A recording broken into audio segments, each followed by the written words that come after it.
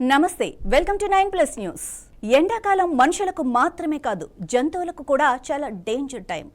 ఎక్కువ ఉష్ణోగ్రతలు జంతువుల ఆరోగ్యంపై తీవ్ర ప్రభావం చూపుతాయి. ఈ నేపథ్యంలో జూ అధికారులు జంతువుల సంరక్షణకు ప్రత్యేక చర్యలు తీసుకోవటం ఎంతో ముఖ్యం. వేసవి కాలంలో అధిక ఉష్ణోగ్రతలు జంతువులకు హీట్, స్ట్రెస్, డీహైడ్రేషన్ వంటి సమస్యలను కలిగిస్తాయి.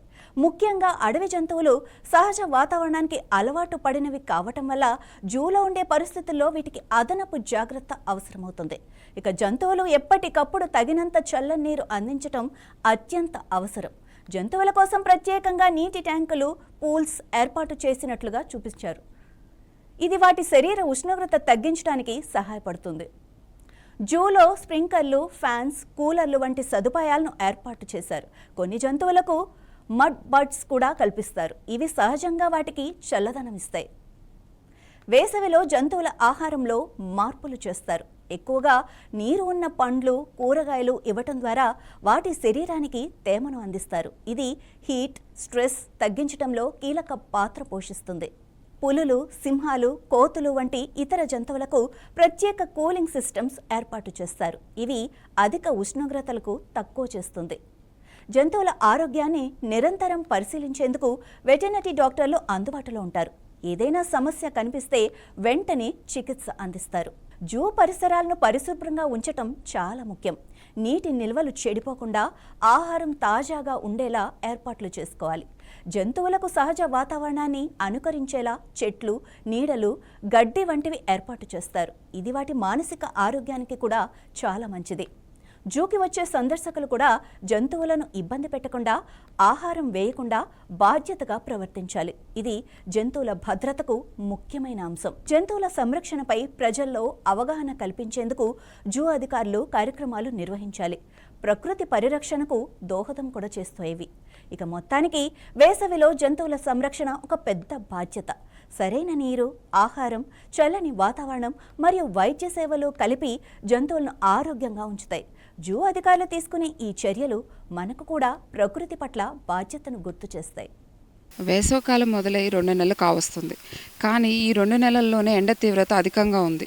వీటిపైన ఎటువంటి జాగ్రత్తలు తీసుకున్నప్పటికీ మనుషులైతే కొంతవరకు ఇబ్బంది పడుతున్నా, ఇంకా ఎక్కువగా ఇబ్బంది పడేది జంతువులు, పక్షులు.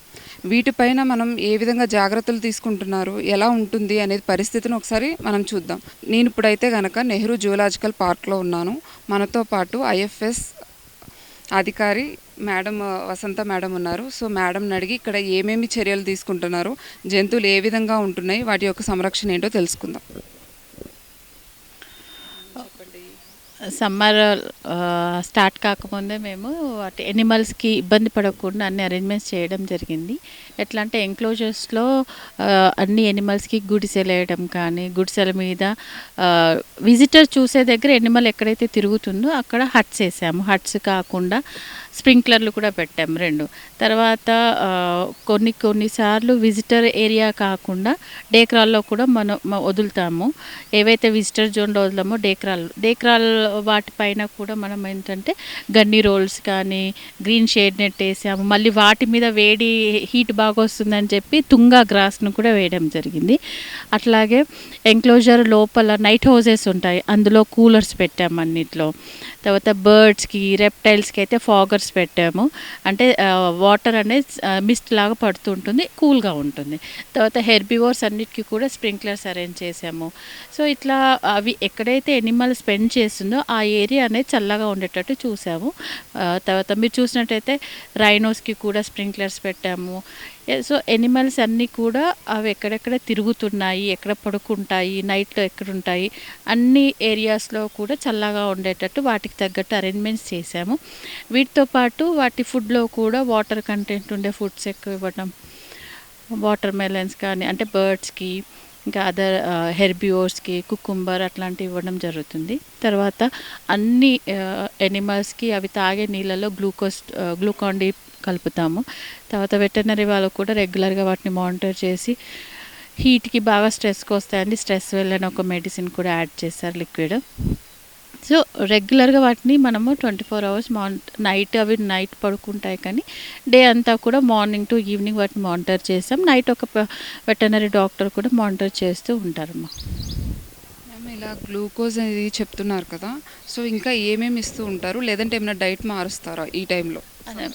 అంటే అది చెప్పాను కదా, డైట్ డెఫినెట్గా మారుస్తాం. వాటర్ కంటెంట్ ఉన్న ఎక్కువగా ఇచ్చడానికి మేము చూస్తాం అనమాట. మన దగ్గర మౌస్ డీర్స్ ఉన్నాయి, హెర్బివోర్స్ ఉన్నాయి. సో వీటికి ఏంటంటే లీఫ్ మెటీరియల్తో పాటు వాటర్ కంటెంట్ ఉన్న ఫ్రూట్స్ కానీ వెజిటేబుల్స్ కానీ ఎక్కువ డైట్లో యాడ్ చేస్తారు. Okay ma'am. అంటే కొంచెం నార్త్ ఇండియా నుంచి తీసుకొచ్చినవి ఉంటాయి, లేదా -డిగ్రీల్లో ఉన్న జంతువులు ఎక్కువ ఉంటాయి. సో వాటిని ఏ విధంగా ట్రీట్ చేస్తారు? సో అంటే అవి ఇక్కడ వచ్చి ఈ మధ్యలో ఏం రాలేదు. చాలా రోజులైనాయి. గొరాల్స్ అని, తర్వాత హిమాలయన్ బేర్ అట్లాంటివి ఉన్నాయి. వాటికి ఎట్లా అంటే ఎక్కువ స్ప్రింక్లర్లు పెడతాం, ఎక్కువ కూల్గా ఫాగర్స్ పెట్టాం.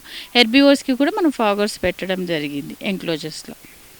Okay ma'am. ఇంకా ఎటువంటి చర్యలు, అంటే ఇప్పుడు ఎక్కువ టూరిస్టులు వస్తూ ఉన్నారు, సో ఆ టూరిస్టులు ఏ విధంగా జాగ్రత్తలు తీసుకోవాలని ఇన్ఫర్మేషన్ ఇస్తున్నారా వాళ్ళకి? టూరిస్టులకు కూడా వాళ్ళు కూర్చోడానికి అంతటా కూడా నీడ ఉండే ప్లేసెస్ అరేంజ్ చేసాము. ఏంటంటే షేడ్స్ పెట్టాము.